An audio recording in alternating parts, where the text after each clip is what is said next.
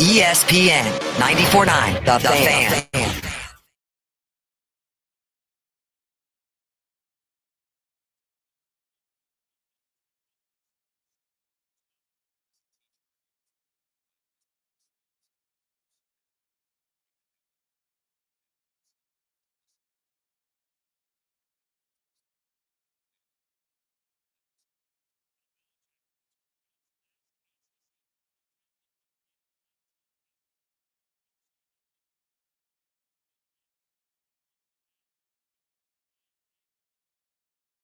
And everybody, welcome in on what is a beautiful Thursday, Nashville, Tennessee, Fordyce Center in Bellevue. So let's give you a look at.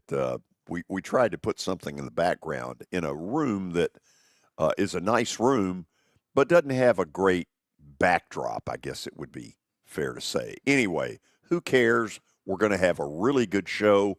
Herm Edwards is going to join us in just a few moments. Looking forward to that. It's always great to talk to him.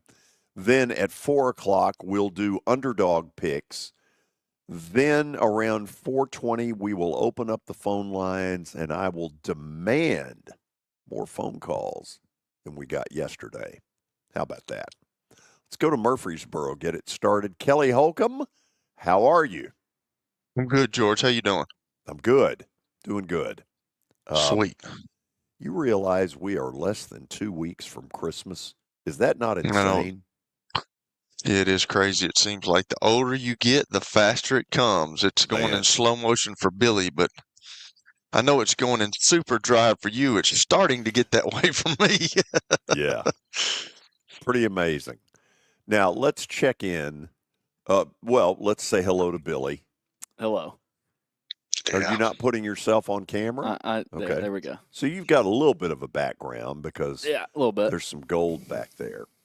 Do you know what the word insubordination means? I can't give you a dictionary definition, but I'll help you. When the boss gives an order and you intentionally go the other way, that is insubordination. Very serious. I want you to be fired. Right. I want you to punch up Terry McCormick, and I want you to see if in any way he has been insubordinate. I did not think that's where you were going with that. I set that up really good, didn't I? You did. Terry, could you tell where I was going? No, not really. That was pretty good. Not really. Yeah. So get rid of that thing. Good Lord. Well, George, I put it on this morning because it was cold and I wanted to keep the top of my head warm. And then as it warmed up later in the day, I took it off, and the hair was not something you want to see here on the camera. So you're stuck with the hat. In other words, we have a case of hat head. Severe hat head, yes. Okay. So what's going on out at the Titans? Well, getting ready for a game that really doesn't mean a whole lot for the Titans other than some pride. Brian Callahan going against his former team, the Bengals, on Sunday as they try to figure out a way to slow down Joe Burrow and Jamar Chase. One of the things that I talked about, I'm going to write this later today, talk to some of the younger guys, J.C. Latham, Tavondre Sweat, Jalen Harrell, 3 rookies, and all of them came from programs, Michigan, obviously the national champion last year, Texas in the playoff, Alabama in the playoff. So we're talking about guys who came from programs that are used to winning. So I asked them how they've been coping with all the losing. And all of them basically said, that they knew going into this that, with as many new things as they had, in terms of players, in terms of system, in terms of coaching, that this was probably going to be a rebuilding type of process. This was going to be a situation where it was going to be a learning experience. And they're hopeful that they're laying a foundation for better things to come next year. And of course, we shall see. It's interesting, asking them that, especially in light of, I don't know if you saw Gentry Essex's column today about Amy Adams Strunk, saying that she needs to put herself out there and be accountable. And I don't disagree with that. But I guess the question that I would have in all this is, are the Titans a rudderless ship right now? And if you listen to Brian Callahan, he's building towards something that he believes can work. But right now, they don't have a whole lot to show for that. And so I think on the surface, a lot of people feel like this is a rudderless ship right now, George. One thing I do know, she is deathly afraid of public speaking. She's a little bit like I am flying in turbulence. So I get that. Yeah, but at some point, if you're that way, don't you have to have a point person, whether it's Rand Carthon, whether it's Chad Brinker, somebody who is, has some rank within the organization, probably higher than the head coach, meeting with the media every week. I think somebody else needs to, talk to somebody and just say, look, this is our plan. This is what, this is where we want to take this thing, be patient. And I get that fans are, don't like to hear the word patience. They don't like to hear the word rebuild, but that's what this is. They've got to rebuild this thing. And to me, when you talk about things like that, because, they sold this as a reset, a competitive rebuild. And I get why they did that, because you don't want to go out, hey, come watch us play. We're going to win 4, maybe 5 games this year. That doesn't put butts in seats. But also playing poorly after building things up doesn't put butts in seats either. Yeah, I mean, look, I don't know. I know that when they got here, we had a competent head coach, a competent general manager, both of whom were pretty open with the media. Brian Callahan, certainly does that. Rand Carthon might as well be in the witness protection program. Yeah, he does not get involved very much. I mean, I like Rand. Excuse me, George. I like Rand, but he does not put himself out there very much during the course of the season. We'll see if he's a little more visible this offseason when his turn to bat comes back up. Okay, anything else? Well, one of the things they're looking at too, George, this week, Nick Folk. Got to keep an eye on that. We'll see. The injury report hadn't come out as I went on the air, so interested to see if he's able to kick today and if he's able to give them anything on Sunday. My hunch is if he can, he will, but you never know. Okay. Same time, same place tomorrow. Sounds good. See you. Terry McCormick, Main Street Media, TitanInsider.com, guilty of insubordination. Very serious. I like it, man. I like it. You got to have some spunk about you. And when somebody tells you not to do something, that just gives me the incentive to go for it, baby. Oh, I love it. I think he did it on purpose. I'm not sure it was as much hat head as it was. Let's sort of twist the knife a little on Jorge. What do you got there, Billy? We got an update with substance. We've got a loaded update today. Loaded update. A lot going on. Loaded. Yeah, sure we do. And it's brought to you by Lori Burnett Leland. You can find her online at mortgageladyusa.com or give her a call, 615-969-4350. Uh-huh. Well, the Preds in action tonight, trying to snap an 8-game losing streak. They are in Dallas. The Stars have not fallen off like the Preds have. They're still very good. And that's at 7 o'clock tonight, so I know everybody's looking forward to that. Also, Thursday Night Football, Rams 49ers. We will have a play on that. Okay. The Rams started the season 1-4, but they're 6-2 in their last 8 games. So see if the Rams can keep it going. Niners are banged up, like Kelly's been talking about. I don't even know who they have healthy. Is Brock Purdy playing? They did last week. As far as I know, Okay. yeah. Well, other than they ripped into the Bears pretty good. All right, so the big news is 6-time Super Bowl winning champion Bill Belichick was named the head coach at North Carolina last night. North Carolina officials said they agreed to a 5-year, $50 million deal, not a 3-year, $30, but 5 years, $50 million. This will be his first college coaching job, of course. His father, Steve, was an assistant for the Tar Heels back when George was a little one in 1953 through 1955. I was not born Wow. at that point. Move on. Wow. But UNC AD Bubba Cunningham brought out the sleeveless suit in honor of Bill Belichick. A sleeveless suit. Huh. But Okay. can he win at North Carolina? That's the question. Who knows? Listen, he may be a fish in water in this, and he might be a disaster. There's no way to know. I will say, if he wants to guarantee that it'll work, sign up Tom Brady. Bring He don't Brady have any back. eligibility left, George. That's a problem. Maybe he can take it to court Yes. and see. Yeah.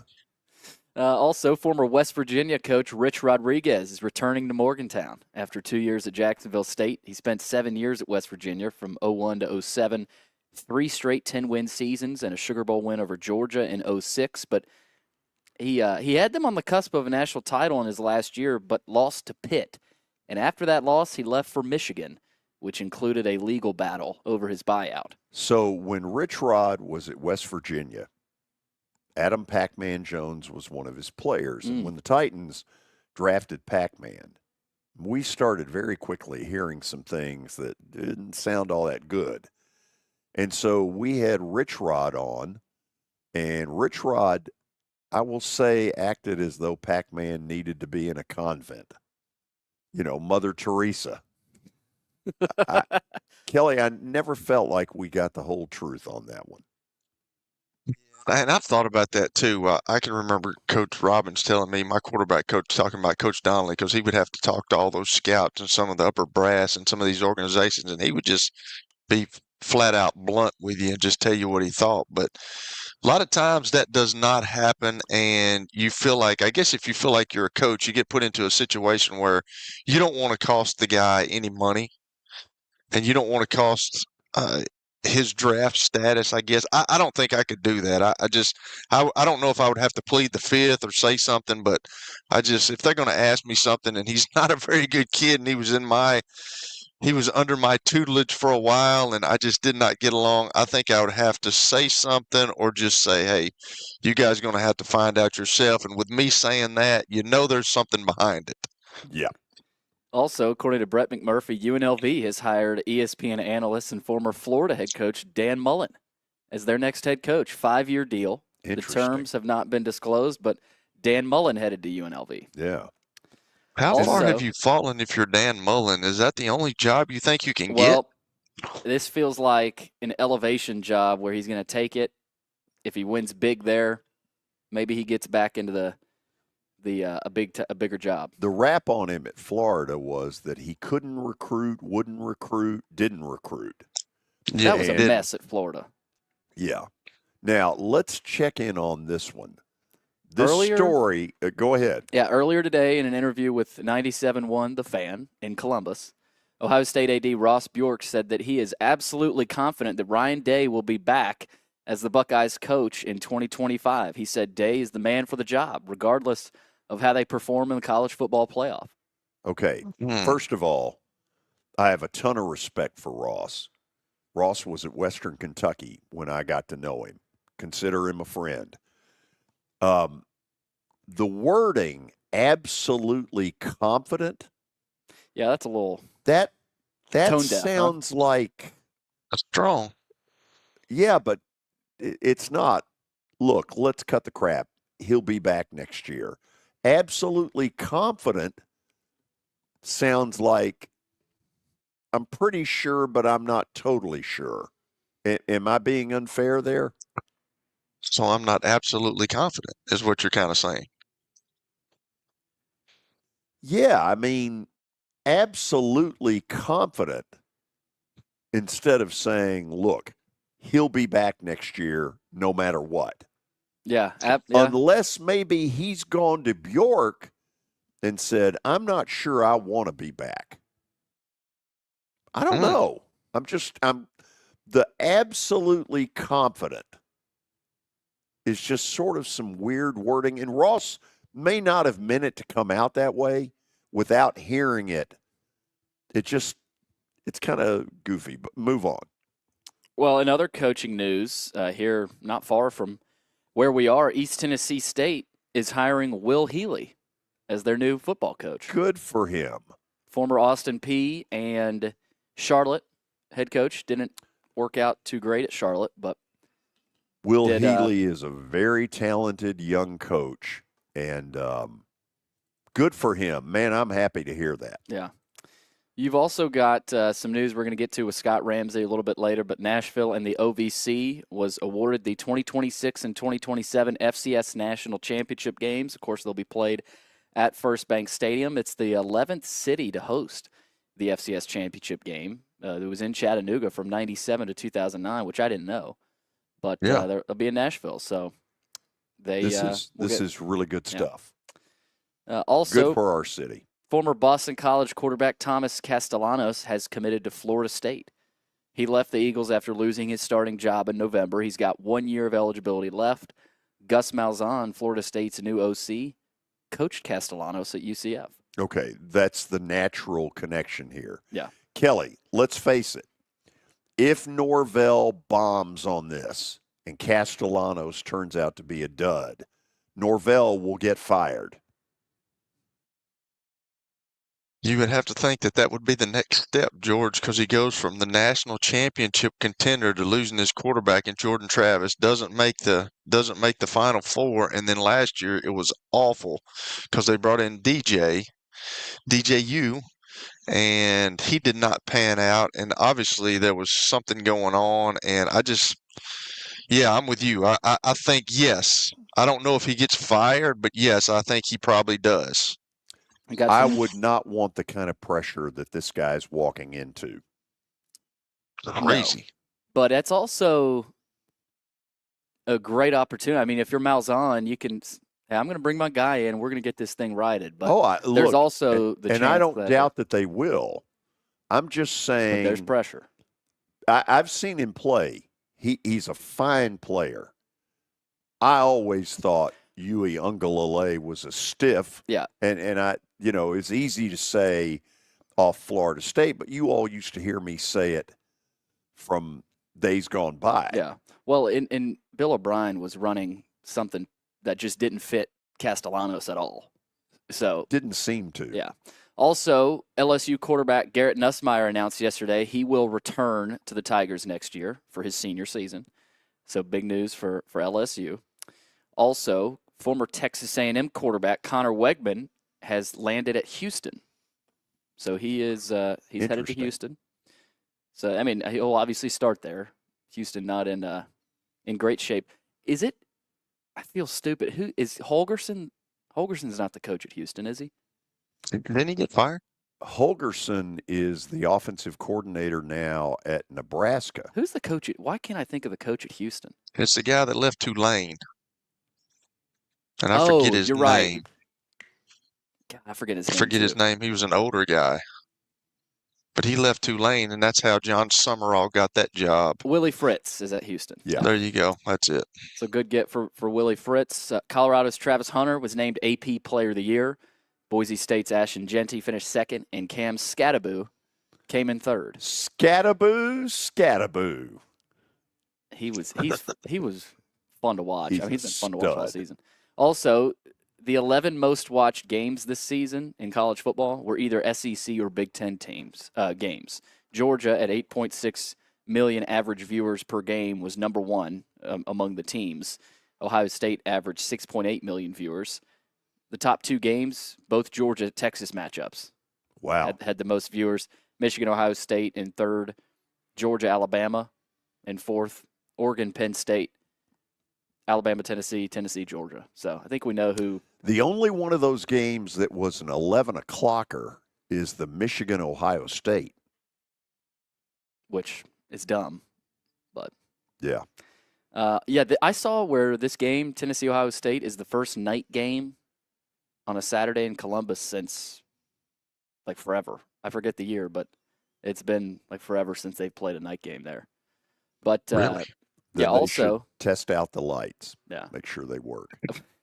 We got bowl season coming up. Both Georgia Tech and Vanderbilt have sold out their bowl game ticket allotment. So that should be a really good crowd. They've got a press conference today at 4:15 with Clark Lee and Brent Pry. Also, I know we got to get to Coach Herm Edwards. Vanderbilt and Tennessee's schedules were released last night. There's Vandy's if you're watching live. Tough road slate. They're at Alabama, at Texas, at Tennessee, and at South Carolina. So buckle up, Vandy fans. We got Tennessee's schedule release as well. We'll get into those a little bit later, but no, get to the bottom one quick. Your bottom story. Oh, the bottom one. Dick Vitale has announced he is cancer-free. Great. Best news I've heard all day. PET scan. After the break. Also, one more. NBA's Marty Uverard has resigned. Yes, and I would assume if NBA has half a brain that they'll hire Ingle Martin from CPA. If not, stay away from Battleground Academy. Do not go after any more of our people. Okay, then. That's where they got Marty Uverard. Yeah. Okay, after the break, I see him in the background. I can tell he's at his home. I see all those footballs in the back of a really impressive trophy kind of setup. Coach Herm Edwards. It's never dull. It's always fun. And he will join us next on 94.9 The Fan. It was the most horrible experience that any mother could ever go through. I knew that I needed to get help. My friend, she immediately said, "You need to call Bart Durham." And you guys were there within an hour. You guys are like family for us. Yeah, sure is nice to connect with the people that you're doing your best to help.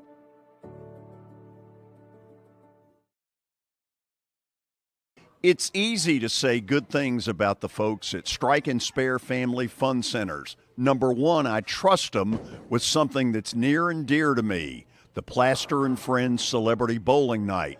But more importantly, I see the fun people have. They enjoy the bowling, they enjoy the camaraderie, and you will too. Come by any of their locations and get ready to have some fun. Venture Express has been helping people in this area for more than 40 years. They're headquartered in Murfreesboro with over 30 years of dedicated fleets involving production, manufacturing, and corrugated experiences. They're an asset-based company with over 700 tractors, 4,000 trailers, and 800 drivers. If you need their help, dial them up 615-793-9500 or log on to ventureexpress.com. As the trusted premier custom home builder in Middle Tennessee, Donnelly Timmons has over 20 years of experience in the industry. Whether you're looking to build your dream home or renovate your current home, their team will ensure that every client and every remodel is unique, luxurious, and completed on time within budget. Founders Dustin Timmons and Joey Donnelly have over 25 years of construction experience in the Nashville area. Together, they have completed projects in Forest Hills, Oak Hill, Green Hills, Franklin, and Brentwood. Dustin and Joey believe that communication is the most important aspect of all construction projects. Therefore, they personally manage each project themselves and are involved in job site activities on a daily basis. Their commitment to quality and integrity has earned them an outstanding reputation among their clients. Contact them to set an appointment for a free consultation or to view some of their completed projects. Give them a call at 615-456-7983 or log on to DonnellyTimmons.com.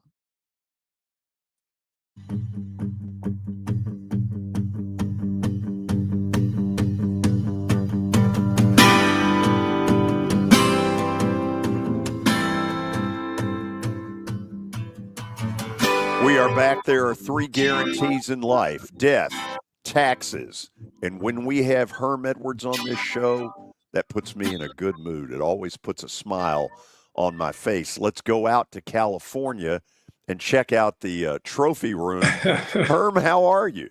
I'm well. Long time no hear from both you guys. I hope you're doing well. I hope you have all your holiday gifts wrapped up and all that good stuff. You know, it's been kind of interesting watching football these days. Every time you think somebody's good, they kind of they show you they're not that good. So it's all good, I guess. So I'm going to ask you a coaching hypothetical. Sure. Right off the bat. And I love when you come on kind of doing this.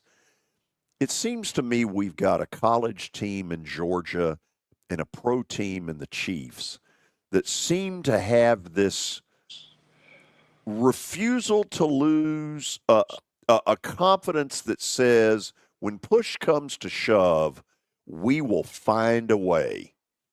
As a coach, do you know when that starts to develop? Yeah, and I call it. And it's hard to define. It's just it. And when you got it, you got it. And you know it. Your team feels it. There's I don't know how you describe it. And, you know, I can remember when we went on some runs a couple times, I just said, boys, we got it. Don't let it go. Just hold on to it. And you just find a way in big moments. Your players, they're very comfortable in those moments, feeling that we're going to win. And the more you do it, the more confidence you have. Now, you know, you keep teams around. That's the one thing. Now you keep them around. You let them hang around. You know what they say? You let them hang around long enough. One, you might slip up, but both these teams, and you watch them play. And look, I got a little bit of allegiance now to Texas because my daughter's at Texas. She's a freshman there. She's working for the athletic programs. You know, she's on the sideline during the games. So I'm kind of. And I know Coach, so I'm kind of a Texas guy now. I would say that's hard too because the Dallas Cowboys play in the state of Texas, but that's okay. So you watch these teams and you watch them in Georgia. It seems like they're going to run. They're going to run into each other again. It looks like probably if it all kind of works out in this bowl situation. So we'll see what happens. Okay, I'm going to go hypothetical again, and it's about a former team of yours, Kansas City. Yes. I look at Mahomes, and right now, I don't think he has the kind of weapons that he once had. They don't have a lot of deep threat. It seems like it's a lot of dink and dunk and tight ends and got some offensive line problems. And Herm, none of it seems to bother this guy. I never see anything in him that looks like he's rattled. No, I mean, he's very now, they got a couple guys that can run. They just don't have a lot of experience. I mean, his guy is Kelsey, obviously. That's who he counts on in big moments, and you see it happen all the time. But the offensive line is concerning. This is why you see all these quick passes. And Kelly knows this. And when you got a weak offensive line, that quarterback knows I can get the ball out like fast. Now, when you want to take it down the field, you're going to have 6-7 man protection. Now, just only two guys running the routes. You got to hopefully one of them gets past somebody. If not, you throw the ball away. But that's why a lot of this quick passing is taking place. And there's something about quick passing. There's a good thing to it too. When you get the ball out of your hands so quickly, and Kelly knows this, after about 6 or 7 of those, the D line's done. They don't want to rush anymore. They're going, hey man, we can't sack the guy because the ball's out. As soon as they get up the field, ball's gone. And now linemen hate this. They hate to chase the play. They don't want to chase the 5-yard pass, right? Oh, I got to run over here now. Them poor guys are worn out. And then after a while, they can't rush. They're fatigued. So that kind of works in your favor. Now you're not getting a lot on it. You're not getting big chunks, which in the NFL you have to do. You can't just methodically go on 12-play drives every time you have to possess the ball offensively. You got to hit big chunks. I mean, the game is built that way. The rules tell you, go ahead. Because if you throw it downfield and the receiver's cuddled up with the DB, a couple things are going to happen. Too good for the offense. Either he catches it or you're going to get pass interference in a 50-yard pass completion, and he doesn't even catch it, right? That's the worst rule in football for me. I mean, I say that as a former DB, a former coach. It's not realistic, but I get it. They want big plays. And so you get it, either you catch it or you intercept it, or you get pass interference, which becomes a 50-yard game. It's crazy. Oh, I can see Kelly's going to go there in a minute. So let me go in an opposite kind of direction with the whole coaching question. In my 20s, I was a sideline announcer at Vandy. Yeah. And I saw a lot of, oh Lord, we're in this game. We shouldn't be. What do we do? What, when's the other shoe going to drop?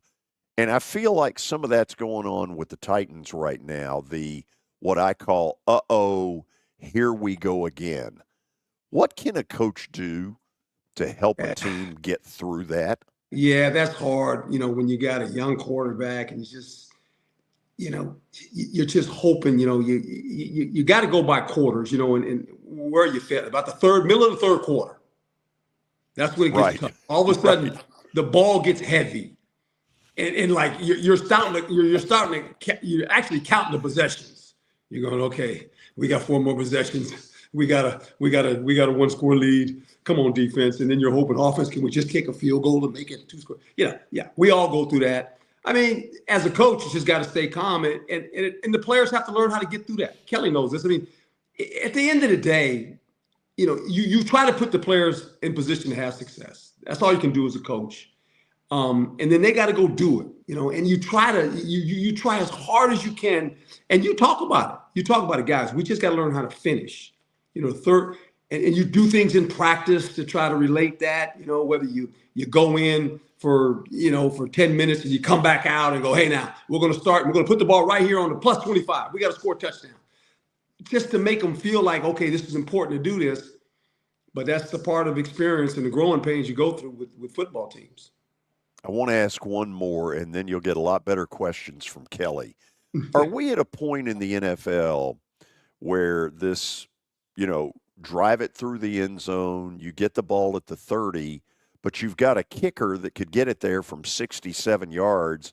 Isn't it time to move the kickoff back to the 20, the touchback, 1st and 10 from the 20? The 30's too easy. Yeah, I mean, they're messing around with this kickoff, and it's become a little bit of a mess. It's hard to watch. It just is. I mean, and then the sad part, if you're losing, you can't catch up. You can't recover an onside kick anymore. It's just like you got to tell the guys when onside. What are you talking about? I mean, come on, man. I mean, it's just, and I get it. They're trying to eliminate injuries. I get all that. But, when you're a kick returner, a punt returner or a kick returner, a lot of guys made their living doing that. And the fans want to see a big play. You've taken a big play away. And they can say, well, you kick it in the end zone. I would say move it back even further so they can return it. Don't put those guys 5 yards apart. No, make those guys cover the field and let that son of a gun catch it in the end zone and bring it out, and let's go play football. I mean, special teams is a big part of this. I know one thing, and you guys have watched it all year. I've never seen, and maybe, I don't know, I've never seen so many kickers miss kicks this year. There have been a lot of missed field goals, bad snaps, bad holes. I mean, It's a mess. I mean, it's like, are these guys professional kickers? It looks bad. I mean, they missed a lot. Think about all the games you watch. Every time you watch a game now, there's a missed kick, right? Even extra points. It's like, this is crazy. And as the weather gets worse, it'll continue. Yeah, it's fascinating. Kelly, notice that all those footballs back there, you're not responsible for any of them. No, Kelly, he doesn't. No, I'm not. No, he didn't like me. They got rid of me when I was on Tampa Bay. No. He didn't even know my name. He didn't even realize I was on that team, which is, it's unbelievable. Yeah, I didn't make an impression. So, hey, it is what it is. You know what I'm saying? Oh, that's hilarious. Coach, well, let's see if he'll confirm it. Is that true? You didn't know who he was? That is true. He didn't know. You're so busy. I was a defensive guy. Look, when we were in Tampa, we just told the offense, hey, we should tell Trent Dilfer, hey, man, just don't turn the ball over. If we punt, we're okay. Don't worry about it, because we're going to win. We're going to win, 13-7. It's okay. We had because y'all had some dudes with Monty Kiffin. Y'all had some dudes, man. 4 Hall of Famers: Sapp, Lynch, Brooks, Rondy Barber. I mean, remember yeah. Derek Brooks was a roommate of mine. I don't think y'all really thought y'all knew he was a good player, but I can remember Monty Kiffin talking about, hey, this dude right here is really good. I walked by one of y'all's meetings one day and he's like, this guy right here can really play. So y'all had some dudes on that side of the We ball. had some dudes. We really, because Lynch was a linebacker. And I moved him to strong safety, and then we got Rodney. It was a good team. It was a fun team to coach, no doubt. So, Coach, let me ask you this. So the big thing here is Will Levis, and that's the big thing in pro football. It's the quarterback and quarterback play. So I want to ask you this, because we got into an argument, or not an argument, but just some different views on it yesterday. But your guy, Jaden Daniels, man, you knew when he came in as a freshman at Arizona State, he's got it. Yep. And sometimes there's not many guys that have it like that. You just know. And Correct. Will Levis is kind of that in between there. And you just brought up Trent down there, where you just wanted Trent. He sometimes he wasn't very consistent, but just not turn the ball over. Right. But yesterday, George and those guys were talking about, he thinks they need to go after somebody else next year. And I'm not willing, because I understand how hard it is to play quarterback in this league. And he hasn't shown you enough, but he hasn't shown you that you need to turn the page just yet. But my whole complaint was this: if you do that, then who are you going to go get? Everybody wants to bring up Sam Darnold. And I'm like, Sam Darnold, before he went to Minnesota, he was at the New York Jets. He was at Carolina. He went to San Francisco. He wasn't very good. And now this year he's got guys around him. He's playing better. But if you go out and get a Sam Darnold and he comes in here, what makes you think that he's going to play like he did at Minnesota? Because you don't have the same team, and it's a different circumstance. And then you look at the draft, and everybody's talking about a weak draft. So I think that maybe you bring some competition, which Derek Mason said yesterday on our show. He said maybe you bring him some competition, but like, where do you go? And you've been in these situations. If you're a front office, what are you thinking about your quarterback right now? I think the statement you made earlier is the correct one, and you've been around and you've played the position. It's the hardest position to play in football. Who do you get? It's easy to say, I want somebody else. Okay, who you want? Who's available? Yeah. Who you gonna get? This ain't like you go to the grocery store.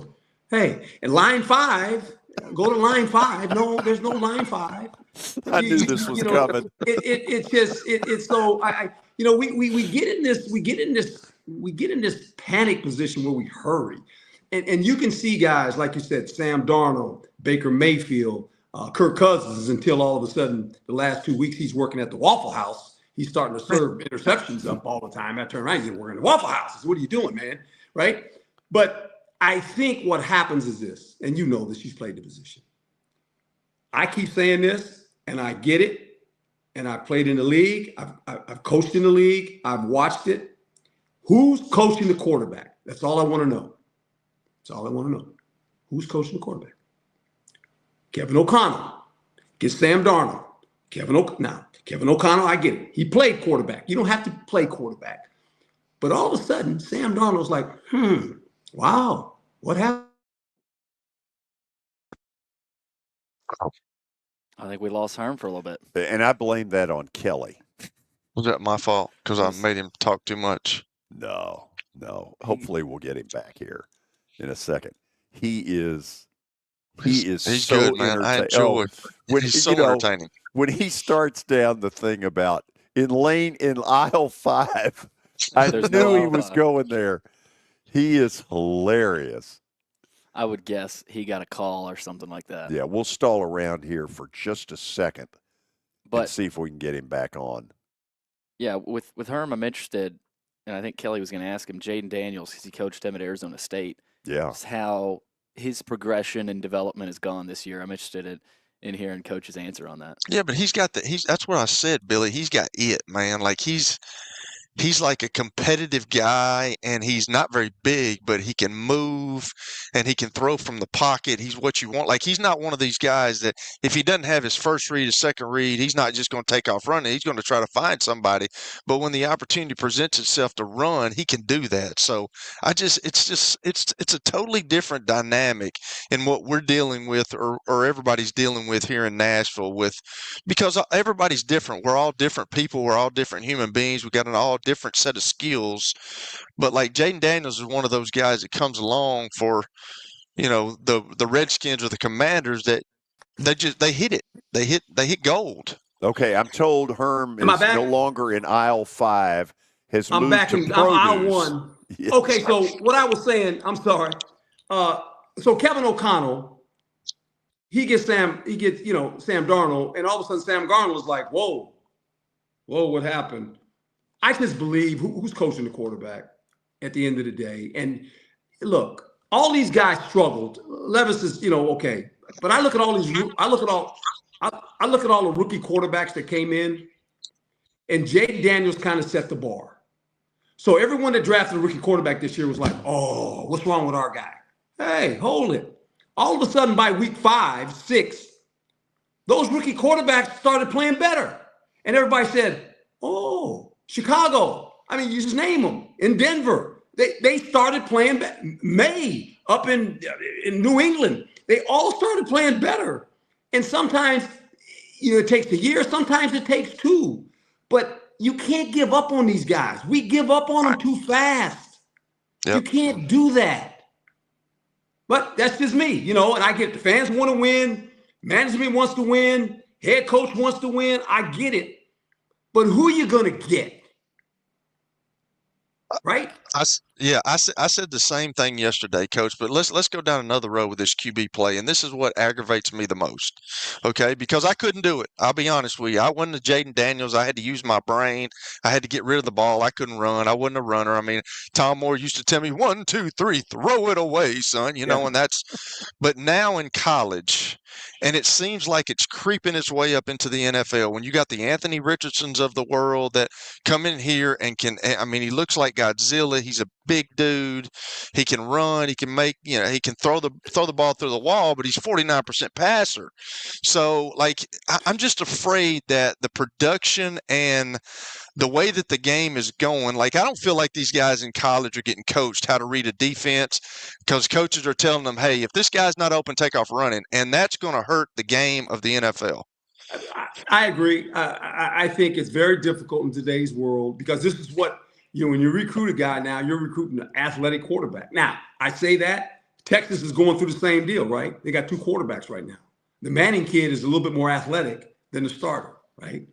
And so when you can see it when he comes in the game, they can run. Ewers, he stays in the pocket.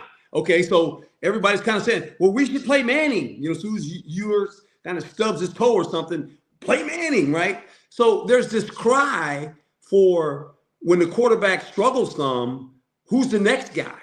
And then you sit there, and if you have a system that can't cooperate or really tailor to both of the players, now you get yourself in trouble, right? And you're right. A lot of these quarterbacks are runners, but when you're throwing 49, 50%, last time I checked playing quarterback, that ain't a good number.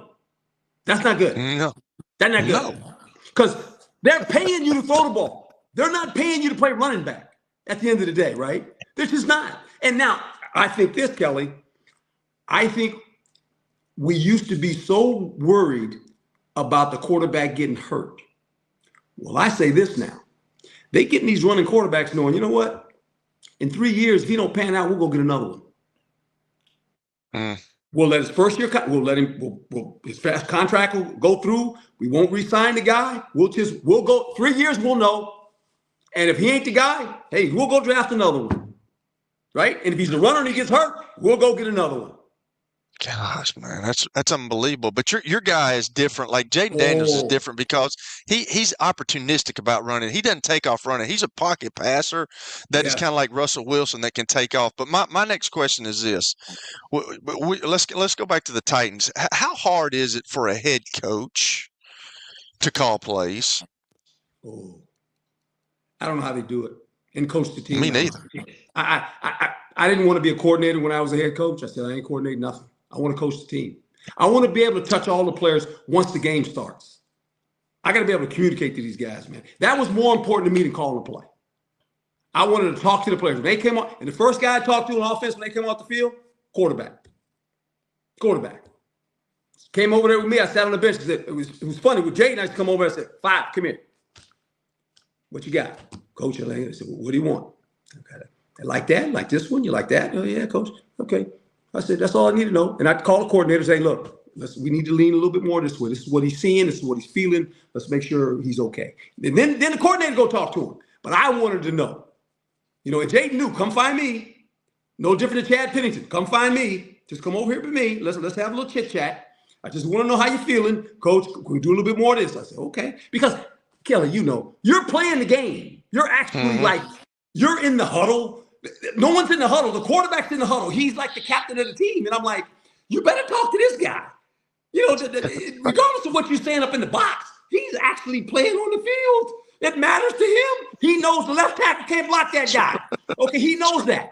So why are you having him go back, 7 steps? You better throw some quick. The left tackle can't block the guy. It's like, come on. It's amazing.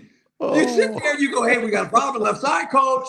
Well, then after a while, said, coach has to step in. He said, hey, look, coach, this ain't a suggestion anymore. This is the deal. This is an order. It's not a suggestion no more. We better do this or we're going to be in trouble. So before we end this, if Belichick were to call you and say, okay, tell me what I need to know, what would you tell him? Look, enjoy it. And I think he's well aware of what's going to transpire in this. He's going to have to recruit a lot. You recruit. That's what you do. You got to have good recruiters on your staff, boy. And I laugh. I said the day before yesterday, I said, he's going to realize this. When it's time to make them home visits, every 5-star guy, they're going to want Coach Belichick to come to their house, their parents and grandma and the neighbors. They're going to be waiting for him to show up. Everybody's going to want to take a picture when he shows up, right? He's going to get a lot of dinners. That happened to me my first year, by the way. Coach Herm's coming to town. Whole block was waiting on me. I get out the car and I say, who's that? Oh, that's Auntie such. They're all coming to the house. Oh, I'm shaking hands. I'm kissing babies. Hey, I get it. That's Coach Herm. We want to see Coach Herm. Okay. Can you imagine Belichick? He's coming. The whole neighborhood's going to be waiting on him. They're going to know when he pulls up. He's here. Let's go over and knock on the door. Do you think that's going to start happening more, though, because of the NIL stuff? Because now these pro coaches have been used to that stuff. So do you think Belichick's just one of many coming? I think this is a couple things. I think it's not going to be a long stay. I think that's how people will come that recruit against him will tell the players, look, he ain't staying. He's going to be there 2 or 3 years, and he's probably going to go back to the NFL, right? That's what they said about me. Coach Herm going back to the NFL. He's taking this now, and I think Bill should go back to the NFL eventually, whenever that time is, because he wants to break the record. I get all that, and hopefully he does, and he'll give him a job. But I think he's a coach. He wants to coach. I think he'll do college football good. I do. I believe that. I'm wishing him well. I mean, if he calls me, I'll give him anything I can give him, but he don't need my help. He'll be fine. So at the point that he calls, what aisle will you be in? I'll be in aisle 2. That's the fruit and vegetable aisle. I stay in that aisle. I kind of coast around in that aisle, Where you need to stay. You go to that meat section, it's too crowded, man. The meat section is way too crowded. And some of those people don't need to be over there, by the way, but I ain't gonna get into that. My wife will be hitting me in the back of the head. Why you say that? I'm just saying. It was fun. Hey, truthful. Merry Christmas to you and your family. You guys have the same, man. It's always good to see you guys again. I appreciate you both. I love this guy. He is the best. He is so entertaining. He is Herm Edwards, and it is never dull. This is 94.9 The Fan. This is my buddy Stan Harrison from Apple Collision Centers. Recently, you've been talking to me about companies that have a fleet of trucks, and they're always in need of repairs. That's right, George. We understand that nobody likes to deal with the auto body repair process. We try to simplify that at our 3 convenient locations. We work with all major insurance companies. We help to ease the stress of the auto body repair process. We're located in Old Hickory, Hendersonville, and Gallatin. If you need our services, please stop by and see us. And how convenient that we have that in the background. Now, seriously, these are good folks. They do really good work. Give them a holler. You were in a crash. Yeah. Your kids were in the car with you. We're very lucky to even be telling this story to you. Nikki treated us like family, and she was very caring and loving, and I'm just so grateful for that. She was somebody I could trust, and being a veteran, that's so important to me. My kids are going to have a better life now because I don't have to worry about those expenses that we were out. your family has really created a legacy of trust, and I would recommend you to anyone. Here's Officer Garen Hoskins for the Metro Nashville Police Department. The Metro Nashville Police Department is on the forefront of policing in this century, and I'm glad I'm a part of it. I'm glad I get to find other good officers, other future good officers. And if you're watching today, or you yourself or someone you happen to know is interested, join MNPD.com. Feel free to reach out to us because we need good officers, and it's a great city to work for.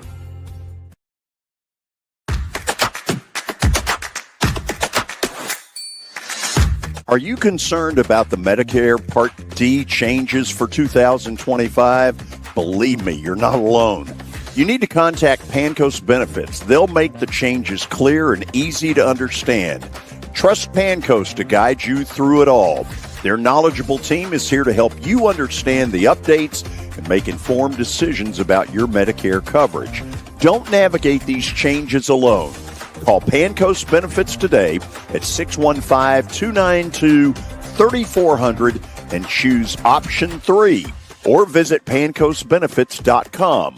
That's 615-292-3400 and choose option 3.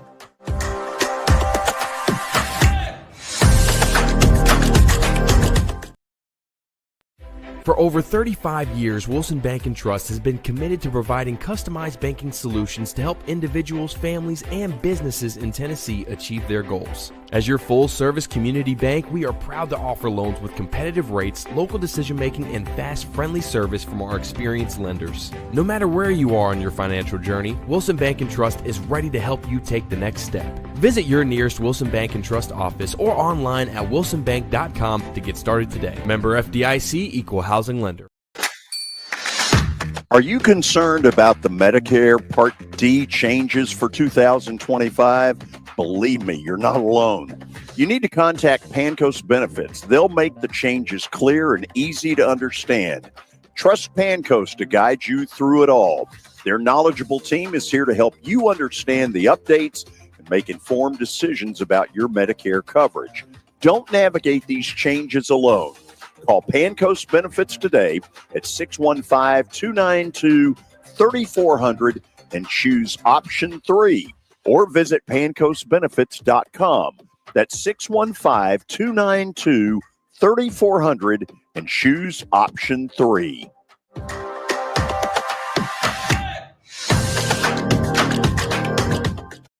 For over 35 years, Wilson Bank & Trust has been committed to providing customized banking solutions to help individuals, families, and businesses in Tennessee achieve their goals. As your full-service community bank, we are proud to offer loans with competitive rates, local decision-making, and fast, friendly service from our experienced lenders. No matter where you are on your financial journey, Wilson Bank & Trust is ready to help you take the next step. Visit your nearest Wilson Bank & Trust office or online at wilsonbank.com to get started today. Member FDIC, Equal Housing Lender. It's the George Plaster Show.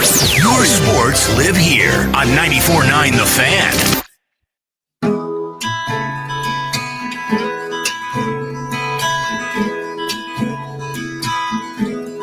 We are back, and yes, Herm Edwards does put a smile on my face. Kelly, this is who he is, and when he finds something that's pretty funny, he'll just repeat it about 3 different times, and it just makes you laugh. We didn't hit him up with the worldwide leader in sports today. I meant to do that. No, and he gets a big kick out of calling it the worldwide leader. He does. He is as good. If you were to pick out somebody that I'm trying to think how I'd say this, that you just gather a group of your buddies and you want to do storytelling, Herm is who you want. I agree, man. I think he would be a great storyteller for Christmas when his grandkids are sitting around the tree and he's just going to tell story after story and get them to bed that night. He is an upbeat guy. You wouldn't think he's as old as he is. I mean, he doesn't look it. And when you talked about the fruit and the vegetable line, I'm sure that's where he stays because, You know, he when we had him in Nashville, he talked about staying in shape, and that's why he does not look his age, man. He's spunky. He gets after it. He's got a good attitude, and I envy him, man. I want to be that way. That's what I'm trying to get to. He is one of the most interesting people I have ever been around. He's a great, as you can imagine, after dinner speaker. And I think I've told this story before, where I was at a deal in Murfreesboro where he spoke. This has been 5, 6, 7 years ago. And afterwards he motions to me to come up there, and he goes, are those people at your table, are those friends of yours? And I said, yes, sir. And he goes, tell them all to meet in the lobby. Let me go upstairs and change, and we'll have some fun. And he came downstairs, and for the next 2 hours, you can imagine, they're all, I've got a question. I've got a question. And he's a people person, which is pretty obvious. He loves talking ball.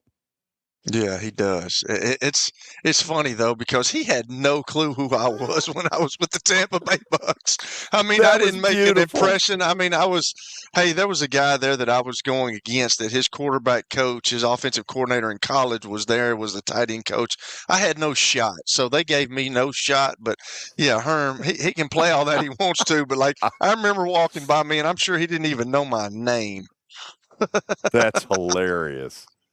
That's funny. Anyway, it's Billy, great get. 4 o'clock hour, we're going to get into the review of the Underdog picks from a week ago.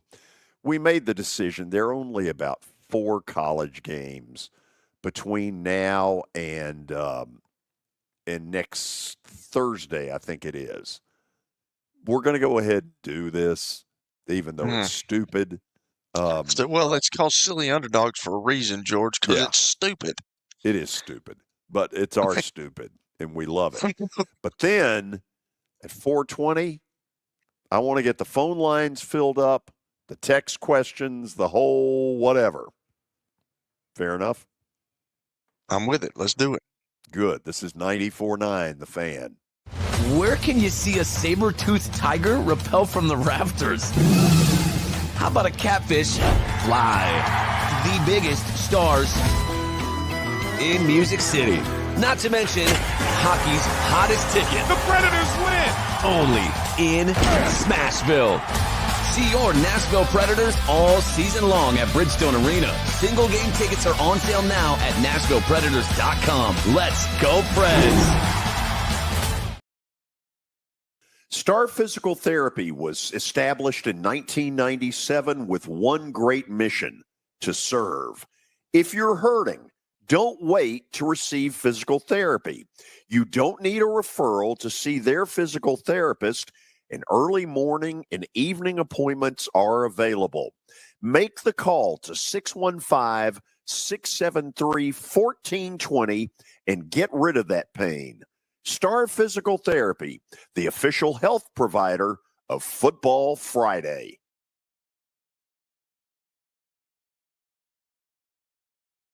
Convenience and value, 2 words that we expect when we do business. Our goal at JHA Company is to deliver just that, both to our school partners and to our customers. Whether you're purchasing photos, yearbooks, class jewelry, letter jackets, school spirit wear, or senior graduation products, we strive to make the experience easy, convenient, and cost-effective.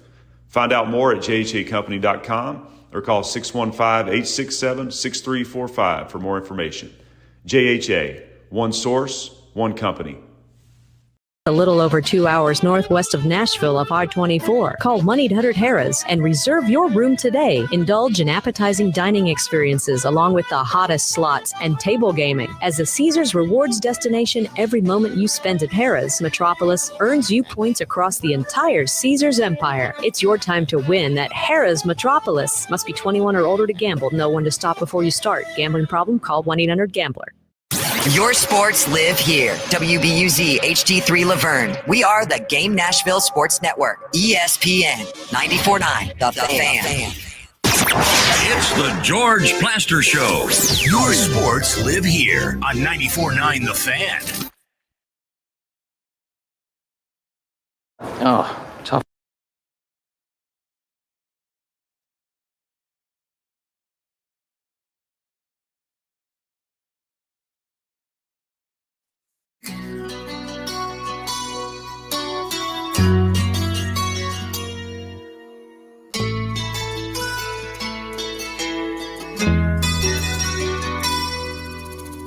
All right, we got silly underdogs coming up next, but first stat of the day brought to you by Apple Collision Centers. You can find them in Old Hickory, Hendersonville, or Gallatin. Or give them a call, 615-754-9800, or log on to applecollisioncenters.com. All right, we're going Bill Belichick. He's going from the NFL to college coaching. Who was the last Patriots head coach to do this? Pete Carroll. What's interesting is they once hired a college coach as their pro coach, Ron Meyer. Now, Ron Meyer is the right answer. Kelly's right, so put it on the board, and let's move on. Darn tootin'. All right, that felt like a layup. I got another one for you. Oh, so is this bonus? This is bonus coverage. Stuff? Yeah. Bonus credit? We ripped that one to shreds. Yeah, this is bonus. All right. Bill Belichick has a chance to become the fourth head coach to win a Super Bowl and a national championship. Who are the three coaches to have done that? Okay, Pete Carroll is one of them. Jimmy Johnson. Barry Switzer. Dang, Kelly. Put it on the board. Well, I don't have a graphic for that, but all right, what are the schools? What do you mean, what are the schools? Southern USC, USC, Miami, and Oklahoma. Oh, was Switzer not at Arkansas when he? No, he was at Oklahoma. Yeah, what are we talking about, Billy? Grow up. Pete Carroll was at USC. Switzer won it at Oklahoma. And Jimmy, okay, Jimmy. I was thinking Jimmy Johnson was at Oklahoma State. Switzer went to Arkansas, didn't he? He did, yes. That's how him and Jerry Jones and Jimmy Johnson, they were all connected to Arkansas. Or as Jerry Jones called him, Jimmy. Jimmy. If he'd have just kept his mouth shut and let Jimmy be the coach longer, he could have had some more rings. He might have won some Jimmy Super Bowls. But Switzer was at Arkansas for a little bit, right? Not that I don't ever remember that. I could have sworn I looked that up. Anyway, Switzer was Oklahoma. Okay. And look it up, you techno geek. Shut up, Kelly. He didn't know what Alpo was, for God's sakes. That was so embarrassing. It was embarrassing. So we now officially are into the 4 o'clock hour. Yep. Correct? Okay. We welcome all of you back in. This is not our normal digs at the Fordyce Center. We are in a conference room where I have placed a background back there that those of you watching can see. There's our little backdrop. Boy, isn't that professional? That's special. Yeah, it is. Okay, so we welcome all of you in. It is time for review of Underdog picks, which will leave some of us happy and some of us not so happy. All right, time to review from last week. My team, Marshall, beat the crap out of Louisiana 31-3 to take home the Sun Belt title. And Charles Huff is also leaving Marshall, but that's a heck of a pick right there. That might be the best pick of the season. Oh, please. I mean, really, they won 31-3. They were 5.5-point favorites or underdogs. Yeah, but Tech lost their not Tech, but Louisiana lost their quarterback. I think they were on their third guy. Kelly won back-to-back weeks with double-digit underdogs, and you sit here and pat yourself on the back. But that's a big win when I needed it in the moment. Give me a break. How great it was 4.5. What was it? 4.5 points, Billy? It was 5.5. That's a good number. This is Billy providing You're not us gonna a catch how up, great dude. they are out moment. Good You're not going to catch up with those picks, Billy. I got some good picks this week too. Y'all look out. Oh yeah, we got 4, and there's 3 of us. Good job, Billy. Way to go. All right, Kelly lost with UNLV in that one. Didn't cost him very much. I think that was But that guess 4? what? We got Dan Mullen coming. Well, We got it Dan didn't Mullen. help you. He wasn't walking through that door last week.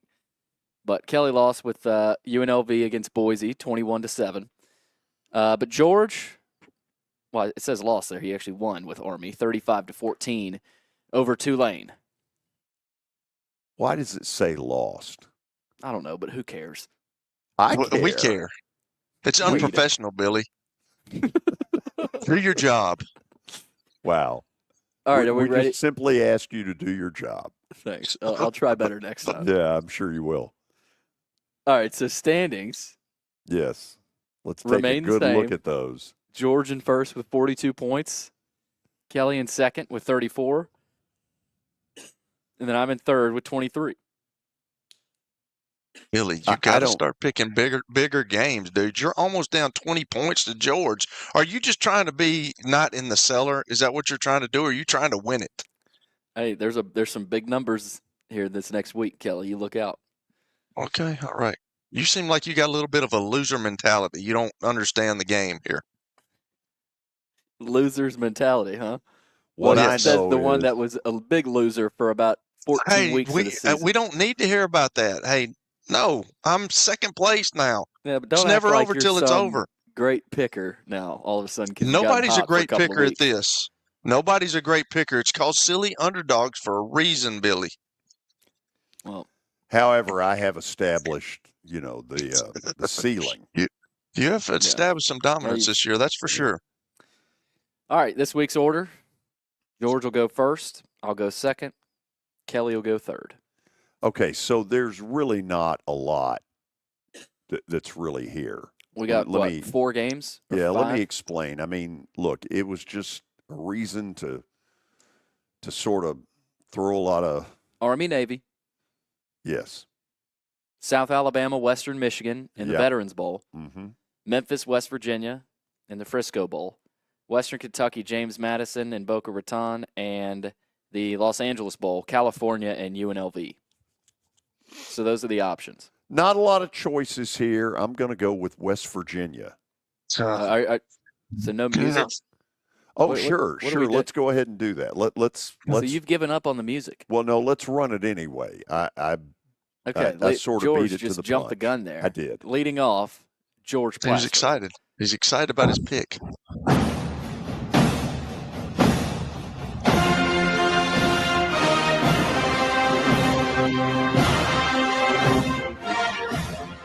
Losing Max Fried sucks. Yeah, you don't like hearing that song anymore. Okay, so is it accurate that what I spouted out earlier is not an official pick? Well, I mean, you said it. You said West Virginia. Yes. I'd like to sing West Virginia. You don't have to stay with it, though, if you don't want to. Am I allowed to sing West Virginia? No. Yeah, give us a little John Denver. Think Let's many go. people like to hear that right now. Country roads. We're going West Virginia. All right, West Virginia plus 4.5 against Memphis in the Frisco This is Bowl. in the Frisco Bowl, and Frisco today lost its division. What 1AA is that? How do we call it? FCS. Yeah. FCS. To Nashville, and Scott Ramsey will join us here in just a matter of moments to talk about it. Good stuff. All right. I'm up next. Hit it. John Deere Creek. On a hot summer night, he rode Billy Bob Love Charlene. Okay, hold on. I got to ask some questions about Billy Bob. What level of SAT score has Billy Bob got? Because I get the feeling Billy Bob is sort of a moron. Yeah, you might be right. I don't know if you're comparing. I don't even know. That's a good song, Billy. You don't even know Joe Diffie. You even know who he is? I know who Joe Diffie is. Okay, back at the station, play this one more time, and everybody listen closely about Billy Bob. John Deere Creek. On a hot summer night, he rode Okay, so I think we've got it that Billy Bob, who we're not convinced has even reached GED level, loves Charlene. Is that right? Painted it on a water tower in John Deere green, and that fits Billy to the T. Well, this fits me to a T too. This pick here because it's going to win. Oh, it's Western Kentucky, the Hilltoppers, plus 9.5. That's way too many points against James Madison in the Boca Raton Bowl. Did you see their last little performance? I don't care about their last little performance. They pooped the bed at Jacksonville State. Who cares? Probably Jacksonville State. Well, they're playing James Madison, and okay, James Madison is. I mean, they've got the same record. I don't know why this is 9.5, but I'm taking the Hilltoppers 9.5 against James Madison. Yet another week that officially we can say you won't have caught me. Well, you said that last week. Yeah, so. And you're still 19 behind. You said the Marshall pick was awful last week. I did. I knew Army was going to win. That was a solid play. No, you didn't. Oh, no, yes, I did. All right. Anyway, we know that the University of Louisiana, it used to be called Louisiana Lafayette. Did y'all know that the quarterbacks were out? Did you know that, Billy? No. Yeah, okay. But why was Marshall still a 5.5-point underdog? Because Louisiana was killing people all year. Okay, so and they lost their starting quarterback. Then they lost their backup quarterback. They were playing with a third-string dude. So they were still winning. You winning. made a good pick, and you didn't even know. Look, the bottom line is, if you're going to catch up, you might need to call old Billy Bob, who loves Charlene, and get a little help from Billy Bob. Well, I might do that. You're 19 back. You're acting like that's insurmountable. It's not insurmountable. Well, no, it's not insurmountable, but you've taken on a lot of water. With the way you pick, Billy, it is insurmountable. You don't understand the competition. All right. Although I will ask the question, Kelly, why are you so concerned about what he does? Me? Yes. Kelly's worried. I'm nipping at his heels. No, I don't care. Hey, silly underdogs is silly underdog for a reason. And you know what? I used to be really competitive because I hate losing at anything. But when it comes to this, I really don't care. Well, we'll see what Kelly's got this week. I have only one pick. We can skin a buck and run a trot line, and a country boy can survive. Country folks can survive. Country boy can survive. Country folks can survive. Yeah. Well, I don't even remember the cow pick. Excuse me, Billy Bob ain't got no couth. The cow game is like 1.5 points, so that's out. So it's got to be. I got to take. I guess I got to take Navy. Oh, okay. I don't think that's going to win either. I mean, Army's beat them like how many times in a row? I remember when Navy beat them like 10 years in a row, and I started to feel sorry for Army, and now Army's beat them like 6 years in a row, and it's not going to happen this year, but it's the only pick I got. By the way, tomorrow at 3:20, if the Army-Navy game gets your blood going, it's America's game. We have scheduled an interview that is going to be must-listen-to stuff. The gentleman in question went to Army, and he and I have talked off the air, and man, can he tell you some things about what these two service academies and their players have to do to play football. It's unbelievable. Can't imagine. Beat Navy. That's what I got to say. All right. I'm going to say go Navy, beat Army. We'll see.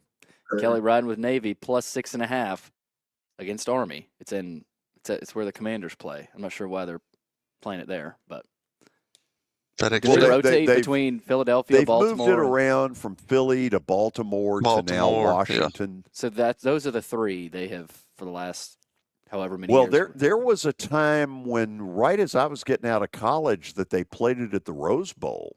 Oh. Yeah. Oh, wow. And it's incredible how many people go to that game. And in fact, one of those years, I think they played on a Friday at the Rose Bowl. Oh, wow. How about that? Friday night? Wow. No, Friday during, the 2:30 time slot. Man. All right, let's review. George has West Virginia plus 4.5 against Memphis in the Frisco Bowl. I've got Western Kentucky plus 9.5 against James Madison. And then Kelly's going with Navy plus 6.5 over Army. Gentlemen, good luck this weekend. Stick it. You know what? You Whatever, don't Billy. mean it. That's You so- just come Yes, up I with do. something else because that's Willie's line. Well, Willie But taught me a don't lot in the commissioner role. No, so. he did not teach. Oh, you he enough. did, yeah. Is Yeah. that right? So we've learned about Billy Bob, who loves Charlene, but we don't think he's got a GED. Can we maybe on the way back get a little West Virginia for bump music? Mountain Mama? Blue Oh, Ridge John Denver, Mountains. baby, let's go. Man. You're saying like right now? No, I'm saying when we come out of Oh, the break. on the way back. Okay. On the way back.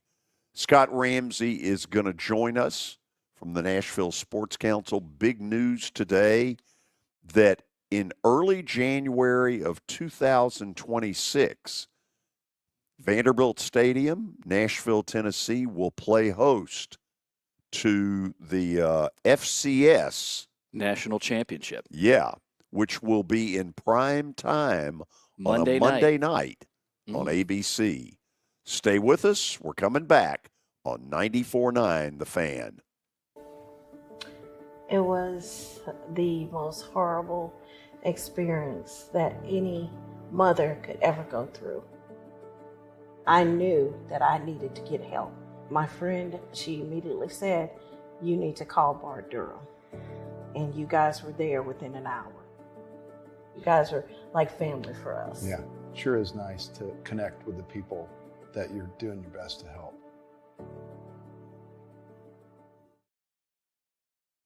It's easy to say good things about the folks at Strike and Spare Family Fun Centers. Number one, I trust them with something that's near and dear to me, the Plaster and Friends Celebrity Bowling Night.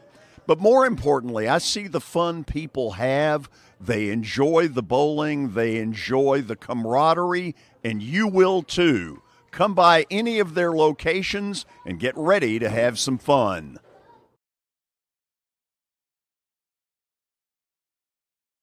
Over the years, more men have started to seek help for hormone deficiencies and imbalances, and Dr. Jeffrey Lodge and wife Daphne, along with their experienced staff, give men the treatment required to improve their quality of life, improve your immune system, energy level, cognitive function, and more. There's no better time to achieve a healthy lifestyle. What are you waiting for? Give Cool Springs MD a call today for an appointment at 615-486-3458 or visit the website coolspringsmd.com. This is my buddy Stan Harrison from Apple Collision Centers. Recently, you've been talking to me about companies that have a fleet of trucks and they're always in need of repairs. That's right, George. We understand that nobody likes to deal with the auto body repair process. We try to simplify that at our 3 convenient locations. We work with all major insurance companies. We help to ease the stress of the auto body repair process. We're located in Old Hickory, Hendersonville, and Gallatin. If you need our services, please stop by and see us. And how convenient that we have that in the background. Now, seriously, these are good folks. They do really good work. Give them a holler.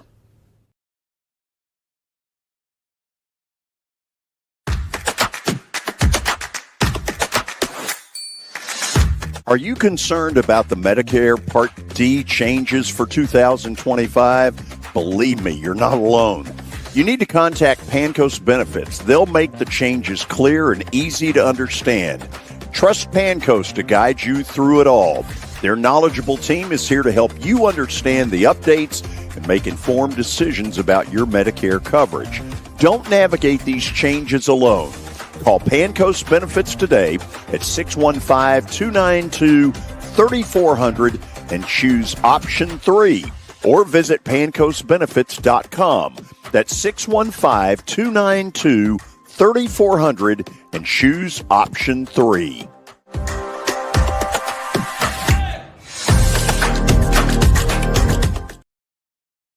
You know, starting to save for your future doesn't have to be difficult.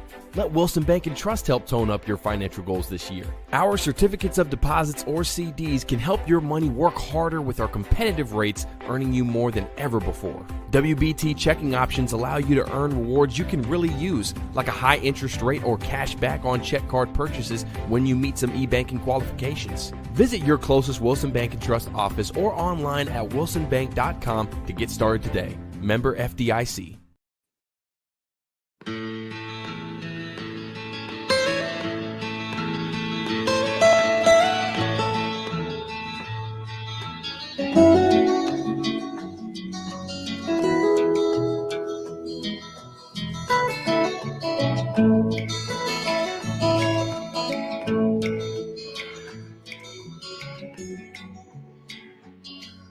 That was good enough. Seems like it's going to take a while to get to West Virginia with Mountain Mama and Blue Ridge Mountains. But, man, arenas go crazy when that song gets played. The first one I ever heard do it was the St. Louis Blues, and they go off when 19,000 people start Take me saying, home. oh, it is very cool. So, the happiest man in Nashville sports today should be and probably is Scott Ramsey from the Sports Council. He's on the phone with us. If you have not heard, the FCS title game is coming to Nashville a year from now. If that doesn't totally hit you right off the bat, it's schools like North Dakota State, who have in recent years absolutely created a dynasty kind of deal at that level. So let's bring Scott up here. Scott, congratulations. Thanks, George. I'm really excited about it, and I'm anxious to introduce that event to our Nashville community because I think people will really be excited about the opportunity to host that national championship game and the number of fans and the excitement they're going to bring to our city for a few days leading into a primetime game on ESPN on Monday night at Vanderbilt and First Bank Stadium will just be, I think, a truly unique and it will exceed expectations of people that don't follow FCS football a lot, I think. In recent years, as it's gotten more TV coverage through ESPN, I think more and more people know about it. But I'm curious, did you all kind of sit in a room and under the, hey, let's throw some stuff up against the wall, and somebody said FCS title game? How did this happen? Well, you know, it seems to happen like most things in the world do, just with relationships. And we had really built a good relationship with, you know, a lot of folks in the college industry, particularly the NCAA office. And then, you know, Beth Bush has been a longtime friend at the OVC and their commissioner. And when the stadium in Frisco was planning on going through a renovation and reducing seating and a lot of construction, the NCAA decided and their committee decided to look about moving the event for at least 2 years while they're under construction because they had a long-term deal with Frisco. So I got a call from Ty Halpin, who manages the FCS football championship on staff at the NCAA. And I called Beth and I said, hey, this is up. And I think we ought to at least sit down and see if we have the infrastructure to pursue it because it really is a nice time. I mean, George, you and I know when we started the bowl game, we were like, man, this is going to be a tough sledding. But yet we looked at that week between Christmas and New Year's, there was nothing. It was empty in town. Now we've got the bowl averaging 35,000 out-of-towners here and a great ESPN broadcast. And we roll into now a New Year's Eve event that's just world-class with multiple hours of TV. And now we can roll into this national championship event and really take, you know, December 27th when bowl fans roll into January 5th or 6th and fill up the city. So, you know, it's a perfect timing. Hotels are available. And then we took the idea to Candace Lee and said, hey, Candace, you know, they're selling out this place at 20,000 every year. It's a demographic that is hungry and really fits for the Nashville Music City. We've got everything else in line. We'd like to pursue this thing, but we think Vanderbilt and First Bank Stadium is the right place, especially with turf, practice sites on or practice fields right on site. and she was all in, and I really commend her for that because that was a big piece to it, and the renovation. So, after that, we just put together a bid that we thought was all Nashville and Music City, and we really took it to the committee and said, hey, we really want to have a chance to elevate this event, and we think we can, given our history with events here, and lucky enough to win the bid over, I think, 8 or 10 other cities that pursued it. So really excited about it. Wow, that is terrific. So let me ask a dumb question here. So without having ever run a bowl game myself, I think I do know enough to know that it takes a boatload of manpower. Did you worry at all that, hey, I will have a group, employees, people who love the city, who are like, this is too much 10 days later after the Music City Bowl?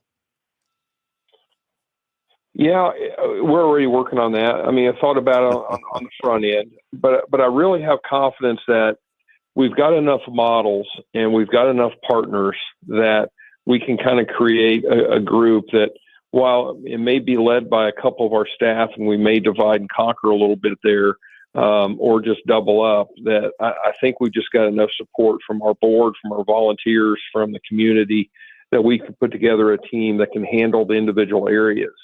I'm very confident in that, actually. And, but yeah, you're right. That's going to be a long 10 days.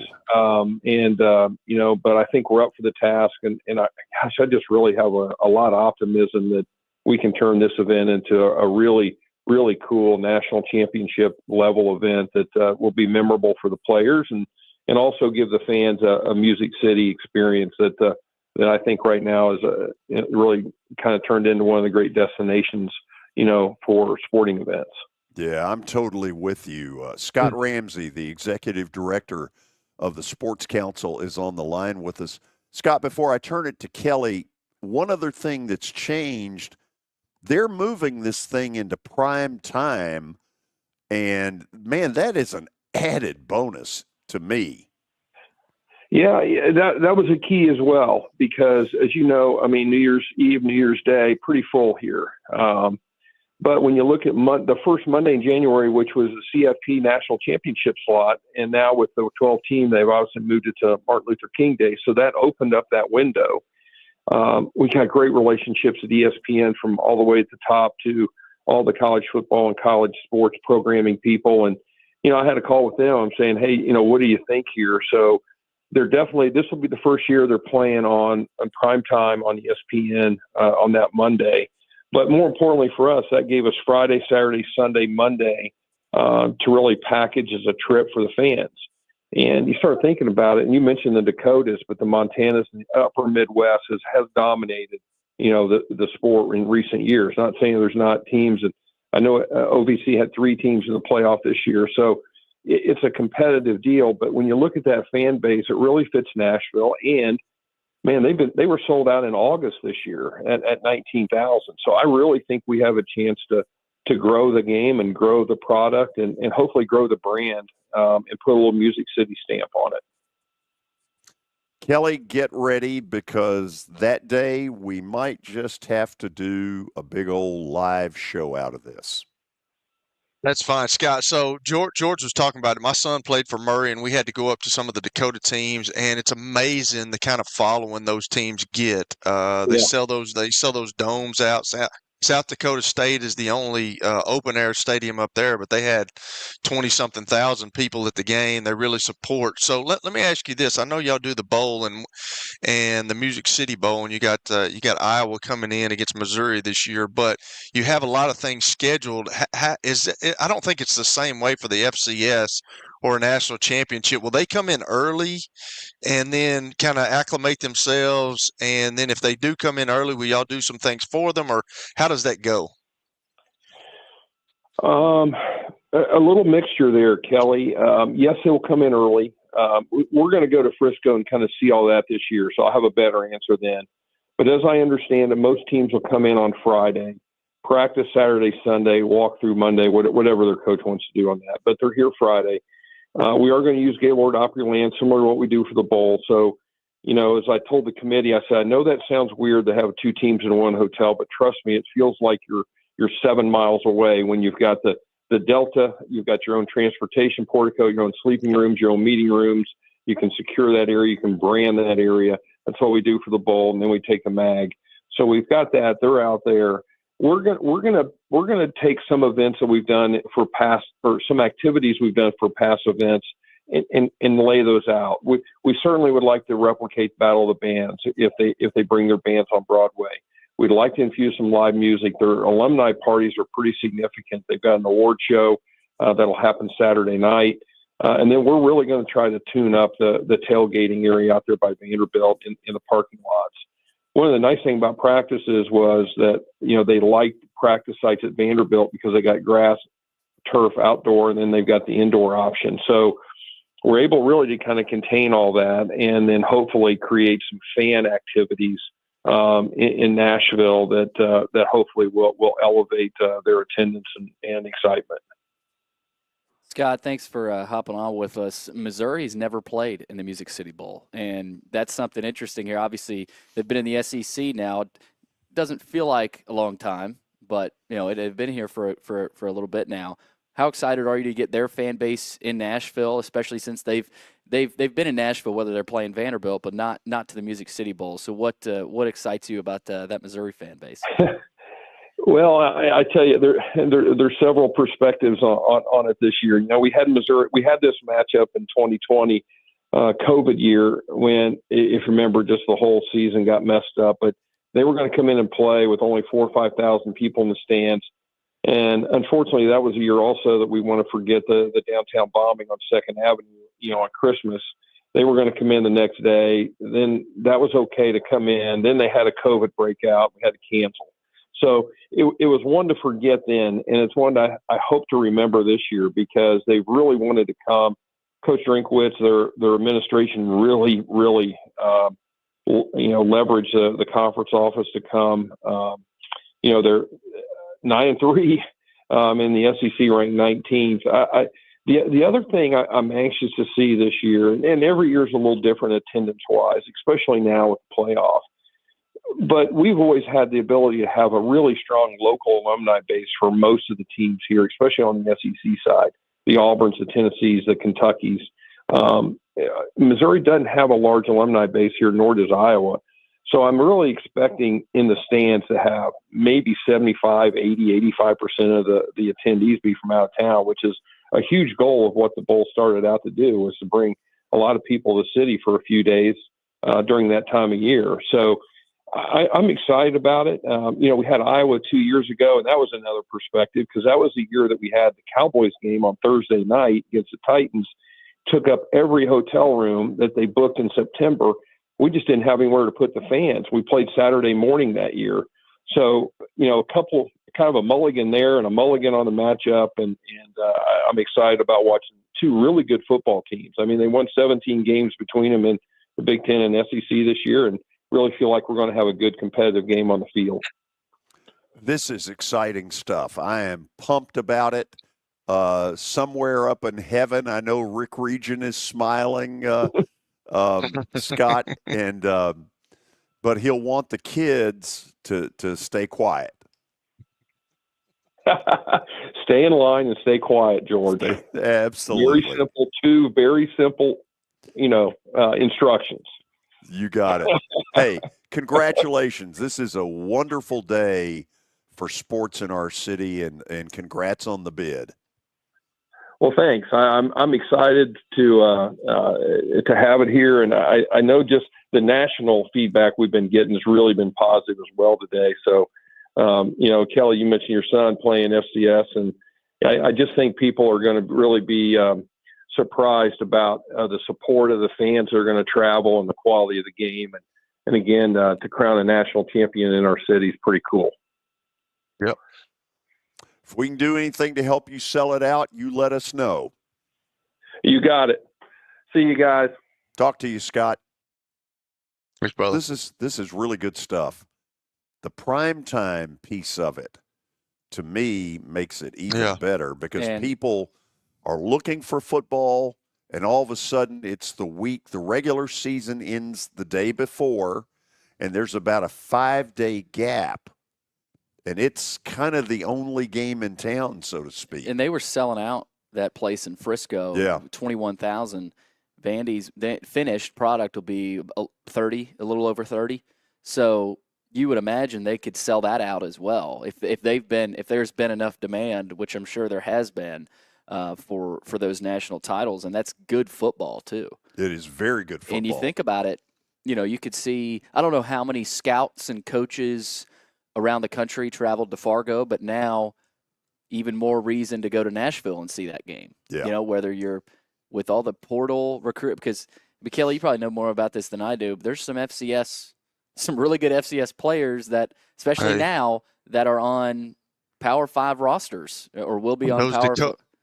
Those Dakota schools have figured that out, man. I looked at South Dakota's roster, and they had them from Florida, Georgia, Alabama, New Jersey, Michigan. It was amazing how many kids. And what they've done is they go down to Florida, Georgia, and they get their skill positions that kids that are a little bit undersized but can run and can play, and that's what they've made a living at. And I'm going to tell you, when you go up there to those schools, those state schools up there, those people follow those kids and they sell those places out, and they are loud and they love their football in the Dakotas. And the same thing in Montana. He talked about that. Montana State and the University of Montana. I mean, Jeff Fisher's son went to the University of Montana. Sure. He was a Grizzly. So it's cold out there, but man, they support they support their teams, and it's pretty amazing when you go out there and see it firsthand. Yeah, looking forward to seeing this thing sell out. I'm excited. That'd be very cool. Okay, we're going to go to the break, and then I want some phone calls, and I want some text questions, opinions on whatever you want to get into. Looking for red-blooded Americans who want to talk some sports at 615-553-0933. Again, 615-553-0933. Would love to get a new caller today, somebody who started listening to us that wants to let us know it. Billy, how do they do it by way of text? Well, a chat room on YouTube. It's to the right of the screen if you're watching there. We've got some already, so we'll get those questions answered. You can also do it on Twitter and Facebook as well. So we'd love to hear from you. Okay, this is 94.9, The Fan. You were in a crash. Yeah. Your kids were in the car with you. We're very lucky to even be telling this story to you. Nikki treated us like family, and she was very caring and loving, and I'm just so grateful for that. She was somebody I could trust, and being a veteran, that's so important to me. My kids are going to have a better life now because I don't have to worry about those expenses that we were out. Your family has really created a legacy of trust, and I would recommend you to anyone. Venture Express has been helping people in this area for more than 40 years. They're headquartered in Murfreesboro with over 30 years of dedicated fleets involving production, manufacturing, and corrugated experiences. They're an asset-based company with over 700 tractors, 4,000 trailers, and 800 drivers. If you need their help, dial them up 615-793-9500 or log on to ventureexpress.com. As the trusted premier custom home builder in Middle Tennessee, Donnelly Timmons has over 20 years of experience in the industry. Whether you're looking to build your dream home or renovate your current home, their team will ensure that every client and every remodel is unique, luxurious, and completed on time within budget. Founders Dustin Timmons and Joey Donnelly have over 25 years of construction experience in the Nashville area. Together, they have completed projects in Forest Hills, Oak Hill, Green Hills, Franklin, and Brentwood. Dustin and Joey believe that communication is the most important aspect of all construction projects. Therefore, they personally manage each project themselves and are involved in job site activities on a daily basis. Their commitment to quality and integrity has earned them an outstanding reputation among their clients. Contact them to set an appointment for a free consultation or to view some of their completed projects. Give them a call at 615-456-7983 or log on to DonleyTimmons.com. For over 35 years, Wilson Bank & Trust has been committed to providing customized banking solutions to help individuals, families, and businesses in Tennessee achieve their goals. As your full-service community bank, we are proud to offer loans with competitive rates, local decision-making, and fast, friendly service from our experienced lenders. No matter where you are on your financial journey, Wilson Bank & Trust is ready to help you take the next step. Visit your nearest Wilson Bank & Trust office or online at wilsonbank.com to get started today. Member FDIC, Equal Housing Lender. Closest Wilson Bank & Trust office or online at wilsonbank.com to get started today. Member FDIC. It's the George Plaster Show. Your sports live here on 94.9 The Fan.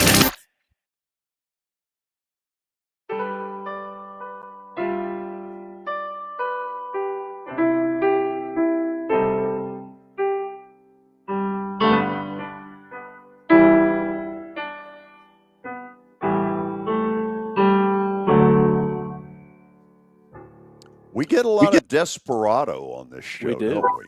Wow. Paul Kennedy was singing it last time. Yes. Why don't you come to your senses? Been out riding fences. Okay, let's get to the phones and the text questions because I think we've got what we need. Tony in Nolensville, you are the leadoff hitter on 94.9 The Fan. Oh, I love it, George, but y'all not going to love what I got to say. I'm coming Uh-oh. hard today. Prepare yourself. Let's hear First of all, Billy, how tight were you when Army had the ball on the 21-yard line and 3 timeouts with less than 4 minutes to go to tie it up or win the game? How worried were you, Billy? I got to know. Against Notre Dame? Against Notre Dame, yes, sir. Army was on the 21-yard line, moving the ball. I wasn't worried. Less than 4 minutes to go. They score, they either tie it or win. How scared were you? I wasn't worried. I wasn't worried a lick, Tony. Fighting Irish, we're gonna. Right. I was not worried. Now, for those other 2 guys. Uh-oh. Here we go. We've all talked and said stuff about, SMU's not going to win this, and George, you bashed Boise State and everything. But when Tony Basilio comes on Tuesday and says, guys, this is a wide-open tournament. Boise State to win. Look out for SMU. He said, I'm telling you, you 2 guys don't push back. You just absorb it. You let him talk to y'all like you're the stepchildren. I'm like, come on, guys. Give me the pushback. Don't take that stuff from Tony. Well, here's what I will say. Boise deserves to be in the 12 in this field of 12. And I'll admit they impressed me more last Friday night than I thought they would. But I don't think they ought to be here real quick. Yeah, I just don't think they ought to be in the 3 hole. Let me read y'all's UT schedule here, guys. This is why I'm not buying UT of going to Ohio State and winning. UT had 4 non-conference games. All 4 were in Knoxville. They won all 4. The best team out of the non-conference schedule was UTC, a Division FCS team that went 7-5. Kent State went 0-12. So in their non-conference schedule, in the SEC schedule, they beat 4 teams in the regular season. They beat 4 teams that were 6-6. Florida just happened to make it to 7-5. And then on top of that, their 2 losses were on the road at Arkansas and at Oklahoma. And I just don't see Tennessee being they just don't jump out to me being a fearful team in this playoff. And I think they've got a good solid team. But when I went down and really looked at their schedule with who they played, where they played, and they really played a mediocre schedule, to be truthful. Tell you what, let Kelly and I bat it around. I get off and let you get some other calls. But I Okay. just wanted to throw some stuff. I love the way the last 2 days y'all dissected the Titans and the Predators. There's not enough of gift cards and Christmas gifts in Santa's bag to save either one of those programs right now. Wow. All right, guys. Talk to you later. See ya. Invoking Santa in his gift bag. Wow. So, Kelly, do you believe Tennessee can win at Ohio State? I'm not sure. I think what I told Tony, what I've told you guys, they've got a offense and a defense that travels. Their offense, whether the weather gets bad or whatever, they can run the ball. Dylan Sampson's unbelievable, and they can block you. They can run the ball. They're physical up front. Defensively, they can create havoc with those guys. And if the Pierce kid gets rolling, he can create havoc. He's one of those guys in college football that he can do it by himself if he's allowed to. So I just think that they've got a run game and a defense that can go anywhere and win a football game. Now, the whole thing kind of boils down to, can their young quarterback stand up against it? But everybody's talked about Ryan Day. We've talked about Ryan Day. But here's the situation, George. They've got a team that is so talented that they've lost games this year, but they can win it all still. Even being beat by Michigan, Tony talked about it the other day, by him being hard-headed and wanting to run the ball instead of throwing it when he's got playmakers all over the field. But, hey, Ohio State can win this thing still. So I'm not sure that Tennessee can go up there and do it, and I really don't, in my heart of hearts, think they can. But they do have areas on their team that can win any place they go in the country. So I think they've got a shot. I think it behooves Ohio State to get off to a good start. Their fan base is walking into that stadium pissed off about Michigan. You got to get them out of that mindset, and the way you do it is to really play well early. On the flip side, if Ohio State doesn't play well early, big advantage to Tennessee, because I think that crowd is ready to turn on Ryan Day and, by way of osmosis, Ohio State's football team. But see, that's what Michigan did to Ohio State too. They ran the ball on them. They knew that was their only way of winning, and I think that's what Tennessee does, and it's pretty strong in it. So we'll see. George on YouTube, Bill Belichick's contract is now public for the first time ever, now that he's at a public university. Can't wait to hear the exchanges between Bill and the UNC student journalists. So it's getting out that Belichick had figured out that several of the openings that were going to come out, that he was not even going to be interviewed. And as one executive told The Athletic, Bill burned a lot of bridges while he was with the Patriots. Especially the last couple years. Yeah, I think he basically said, okay, read the tea leaves, take what's out there. Well, in North Carolina, apparently they've got one of the better journalism schools in the country, and that's going to be interesting especially with the media. I mean, he's never been in college. He's never been in college football. The one I thought he'd end up with on the pro level is the Giants, who are a dumpster fire. And Kelly, the fact that he must not have thought, he's got a past history on Parcells' staff. And when Correct. when you factor that in, he probably did what he needed to. Yeah, and I'm just wondering if that's going to start happening. That's why I wanted to ask Herm that question, because now with the NIL and all this money being thrown to young men in your organization, like, will some of these pro coaches come down to college like that? But I think in his case, I think you're right. I think he probably saw what was happening. I can't believe he didn't get a job last year, but a lot of guys are intimidated by him. I think that's right. That's pretty in front of you. I think that when you're an owner, when you're a GM, he's an intimidating guy, and he wants things done his way. And I think that's probably burned him in the last year, and I think it burned him probably this year. And I don't know. The guy's such a good coach, but I don't know if he ever gets another NFL job. What do you guys think? It's starting to feel like no. Yeah. He's 72. So. I know. Let's go Eric on line 2. Eric, welcome into 94.9 The Fan. Hey, George, first of all, I just hope y'all going to beg for your forgiveness. I've been battling some allergies, and I've been sneezing like crazy, so I'm hopeful that while I'm home with you, I don't start sneezing. But, George, you may have talked about this at times. I don't know whether or not you have. I've kind of been in and out of the room. I've been listening, but I had to throw this out there because I know eventually you're probably going to talk about this, and that's the Gentry Ellis article we was talking about, Open Letter to the Titans, and his talking about Amy Adams Strunk and stuff like that. I haven't seen the article. I don't know if you guys read it or whatever. I've heard excerpts of different radio station people reading it, and certainly he's got some interesting points that I definitely can't argue with. I definitely think she should be, and the organization with Fran Carter should definitely be more open to the fans about the moves they're making and all that type of stuff. But somebody threw out an interesting point. I don't know how you feel about this. Of course, everybody's talking about the fact that after the playoff loss to the Bengals was the downfall of the team.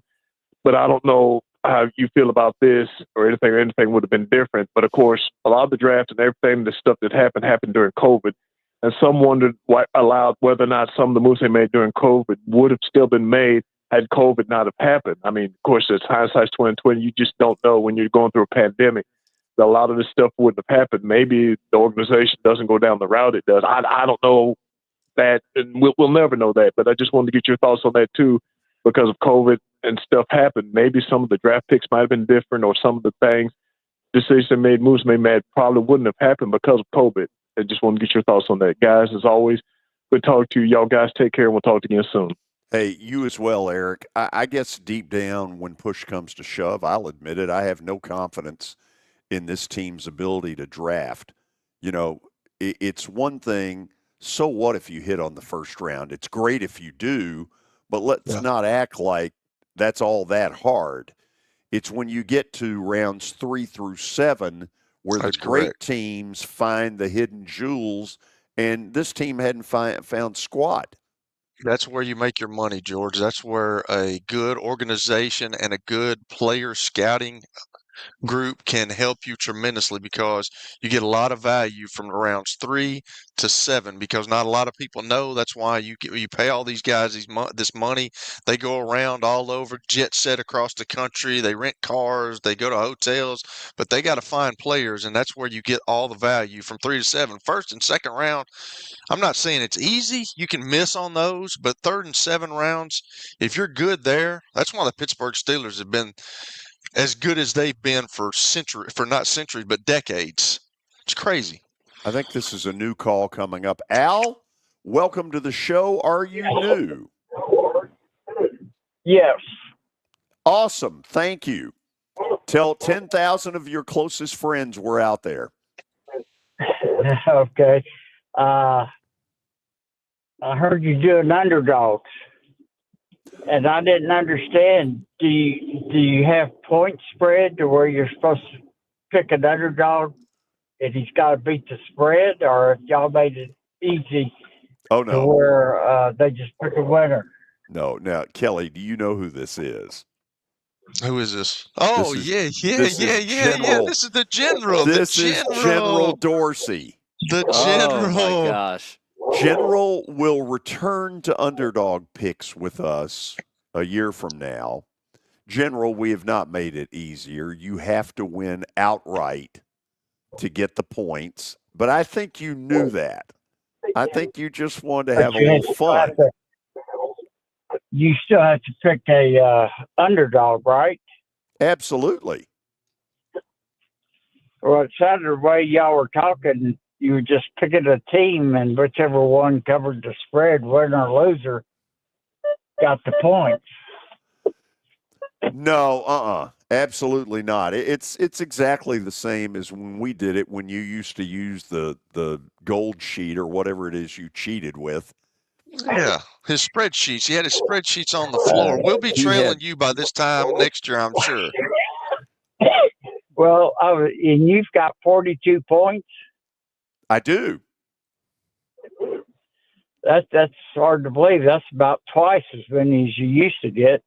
That is hard. That is hard to believe. I've never seen him have this many points, General. Like, it's kind of amazing to me, and it's embarrassing altogether, because it's embarrassing that George is beating me this year. I totally understand. General, all I can tell you is between now and next August, you better get ready to bring it. I'm going to remember this very negative phone call, and I'm going to be ready for you. I've got my contacts already lined up. You might want to resubscribe to that gold sheet. It worked well for you. Okay. Hey, got to run. Talk to you. I agree with what you said about Tennessee and Ohio State. We'll see how this thing plays. I wish we could talk a little more, but I've got to get one last break in before the hour.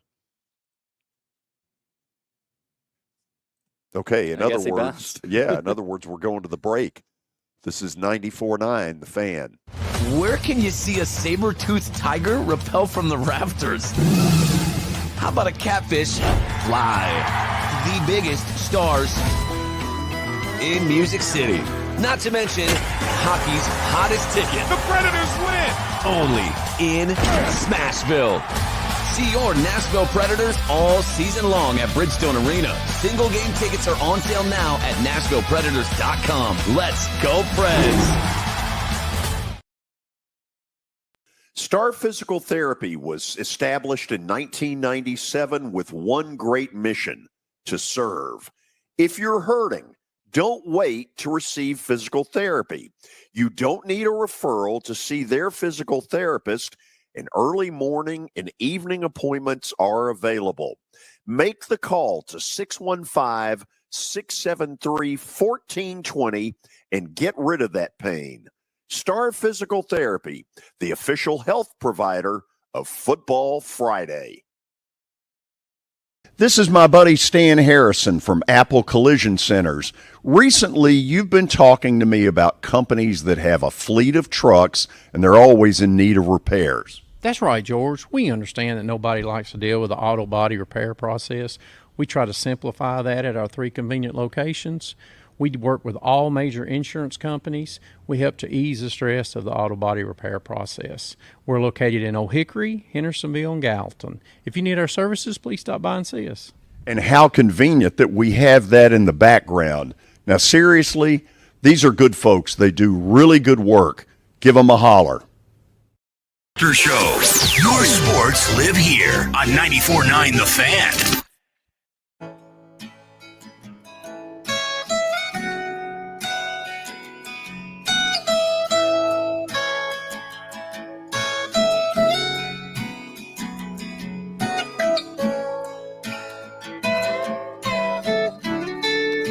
Thursday night football, Rams and Niners tonight. We'll see where George is going with Bet of the Day, brought to you by Bart Durham Injury Law. First, let's check out what happened last night, and it was a loss. The Rockets won the game, but they only won by 1. Oh, I know it. Told you. Bitter. I told you. In the Emirates Cup, whatever. Yeah, whatever. The they heck move that on is. to Vegas. So I am now 110 wins, 99 losses, 3 ties, a commitment to excellence, no question about it. Tonight, we've got an NFL game in San Fran between the Rams and the 49ers. I am going Rams under the belief that they will keep Matthew Stafford protected.